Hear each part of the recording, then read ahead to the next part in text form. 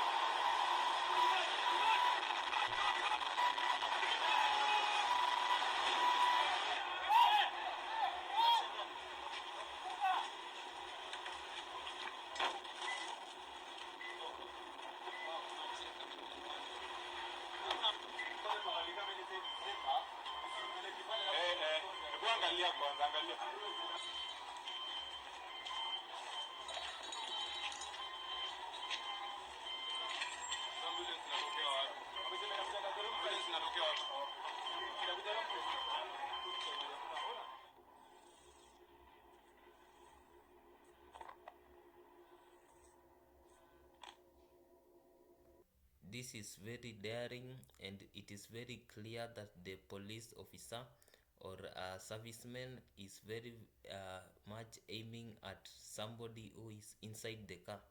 This can only be a murder intent because he is shooting directly at the car. If it was about stopping the protest or keeping the protest in an orderly manner, the police officer would have shot the wheels of the vehicle to immobilize it.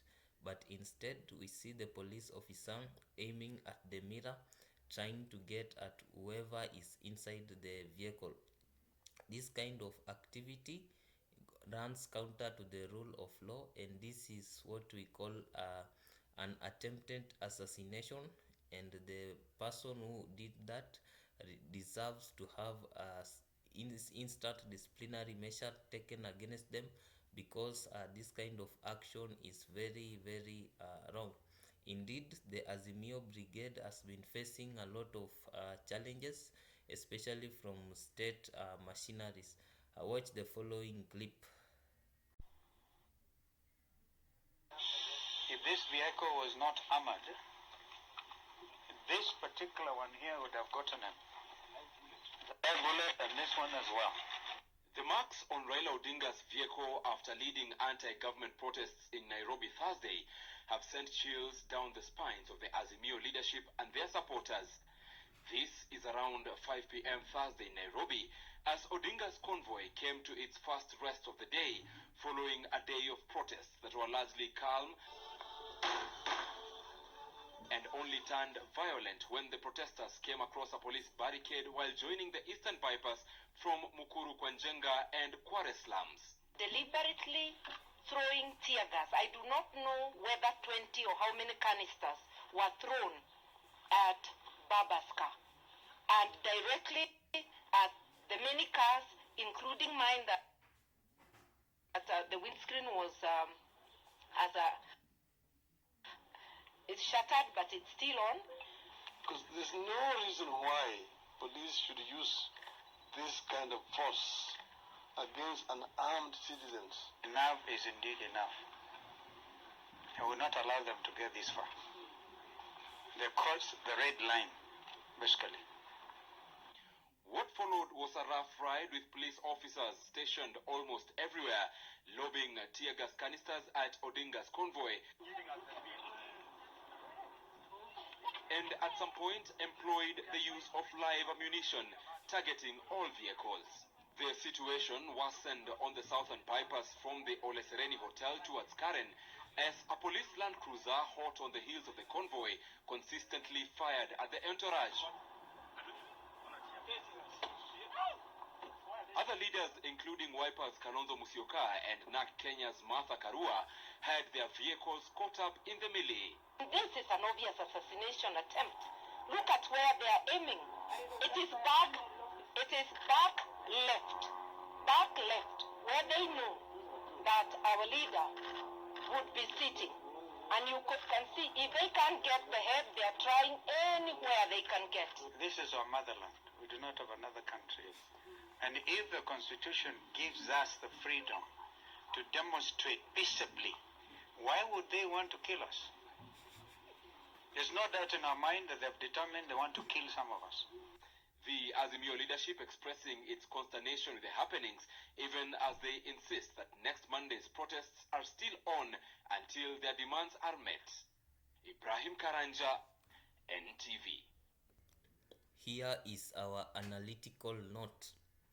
The risk that Azimio is facing is very real. The war that they are fighting is very real. At the end of the day, in every war there is what we call collateral damage. This is damage that occurs to individuals in one way or the other, with circumstances beyond any maybe conception or any idea. So at the end of the day, in war there is what we call damage, and each side will lose something in this kind of war. So the thing here is for each maybe team to consider is to reduce as much as possible the level of losses, be it common mwananchi, be it political leaders, or be it the government, because at the end of the day these losses are the losses of Kenya, not losses of individuals, because at the end of the day we are all part of Kenya. The use of heavy weaponry, especially aimed at leaders and killing of leaders, this is something that can spark more and more protests and a lot of hatred and things that may go out of hand if not handled with care that it deserves. I believe it is very important that the government protects each individual under the Kenyan territory and not to use uncalled for force, because Article 37 of this constitution gives Kenyans a lot of rights and freedoms, especially the right of self-expression, and also state authorities must respect human rights. Thank you for watching this video. Like, share and subscribe.